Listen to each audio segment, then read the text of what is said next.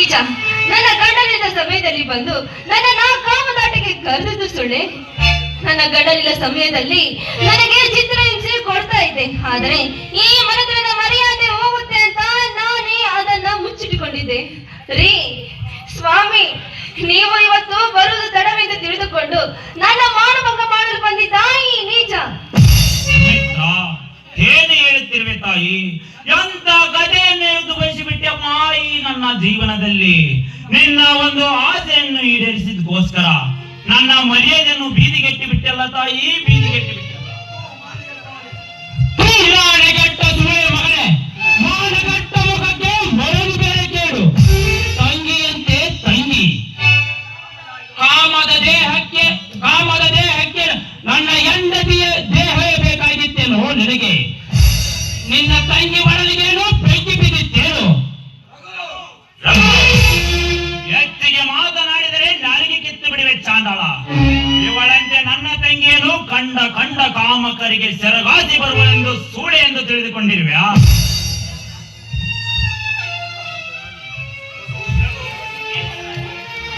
ರಘು, ಏನಿದೆ ಗಲಾಟೆ? ಗಿರೀಶ, ಏನಾಯ್ತು? ಅಣ್ಣ, ಯಾಕಣ್ಣ, ಏನಾಯ್ತು? ಅವಳು ಯಾವ ಬಾಯಿಂದ ಹೇಳುತ್ತಾನಮ್ಮ? ನೀ ನಿನ್ನ ಅಣ್ಣ, ನೀ ನನ್ನ ಮಾಡಿದ ಈ ಕೃತ್ಯವನ್ನು ನಾನು ಹೇಳುತ್ತೇನೆ ಕೇಳು. ನನ್ನ ಮನೆಯ ಅನ್ನ ತಿಂದ ಈ ನಾಯಿ ನನ್ನ ಹೆಂಡತಿ ಮೇಲೆ ಬಲಾತ್ಕಾರಿಸಲು ಬಂದ ಈ ಚಾಂಡ. ಏನಣ್ಣ ಇವ್ರು ಹೇಳ್ತಾ ಇರೋದು ನಿಜ? ಏನಣ್ಣ? ಲತಾ, ನನ್ನ ದೃಷ್ಟಿಯಲ್ಲೂ ನೀನು ಬೇರೆ ಅಲ್ಲ, ಈ ಸುಮಿತ್ರನು ಬೇರೆ ಅಲ್ಲಮ್ಮ. ಈ ನಿನ್ನ ಅಣ್ಣನ ಮೇಲೆ ನಿನಗೆ ನಂಬಿಕೆವಿಲ್ಲೇನಮ್ಮ? ಇಲ್ಲ.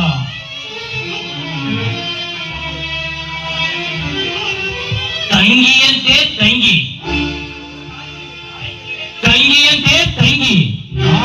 ನಾಲಿಗೆ ಮಾತ್ರ ಕಾಮಕ್ಕಲ್ಲ. ಏಸಿಗೆ ತಿಂದ ಈ ಪಾಪಿ ಪರದೇಶಿ ಮನೆಯನ್ನು ತಂದಿಟ್ಟುಕೊಂಡಿದ್ದಕ್ಕಾಗಿ ನನ್ನ ಸಂಸಾರವನ್ನು ಹಾಳು ಮಾಡಲು ಬಂದ ಈ ನೀಚ. ಅನ್ನ ಹಾಕಿದ ಮನೆಗೆ ಪ್ರತ್ಯಾಪಕ ನೀಡಿದ ಈ ನಿನ್ನ ಅಣ್ಣ, ಈ ನಿನ್ನ ಅಳಿಯ. ಬಾಯಿ ಮುಚ್ಚಾಯಿಕೆ. ಅವನ ಮುಖವನ್ನು ನೋಡಿ ಏನೋ ಅವನು ಅಂತವನೊಂದು.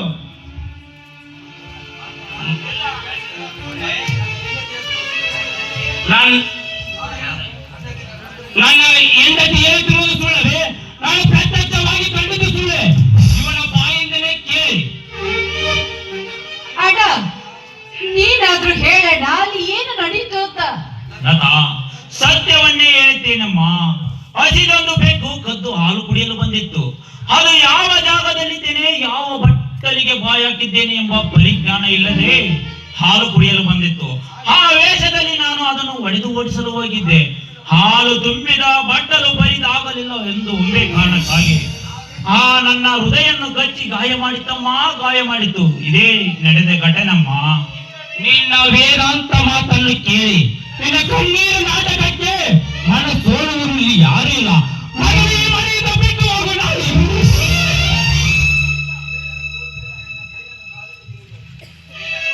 ದಯವಿಟ್ಟು ರಘು, ನಿನ್ನ ಕೈ ಮುಗಿದು ಕಾಲು ಬಿಟ್ಟು ಬಿಟ್ಕೊಳ್ತೀನಿ. ನನ್ನ ಅಣ್ಣನನ್ನು ಮಾತ್ರ ಈ ಮನೆಯಿಂದ ಆಚೆ ತರಬೇಡಪ್ಪ, ಕೈ ಮುಗಿದು ಬೇಡ್ಕೊಳ್ತೀನಿ. ನೀನೆಷ್ಟು ಕೇಳಿಕೊಂಡರು ಈ ನನ್ನ ಮನ ಕಳೆದಲು ಒಬ್ಬ ಮಗಳನ್ನು ವರನು ನೂಕಿ.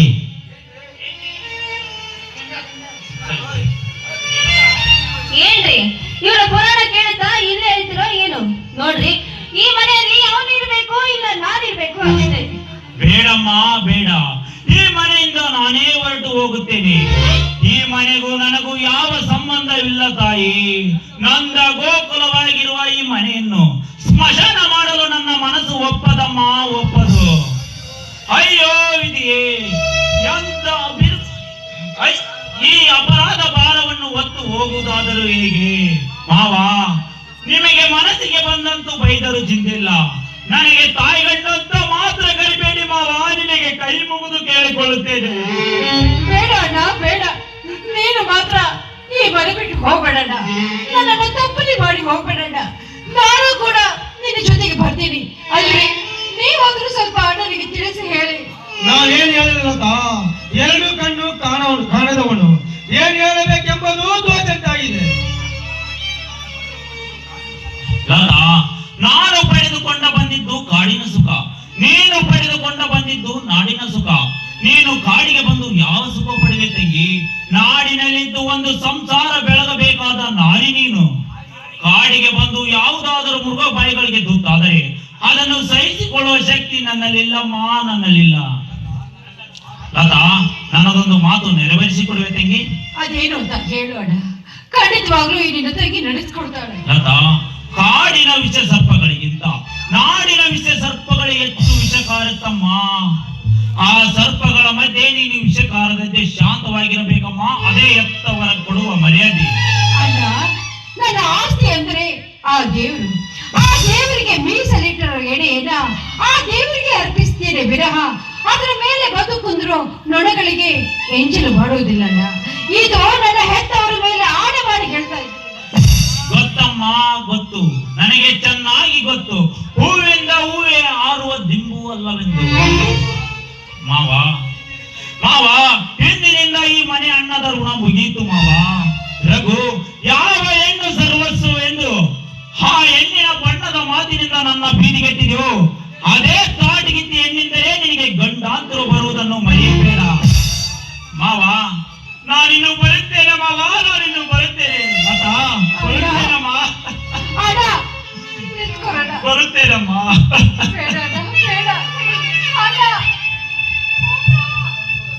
ಬೇಡ ಲತಾ, ಬೇಡ, ಸಮಾಧಾನ ತಂದುಕೋ.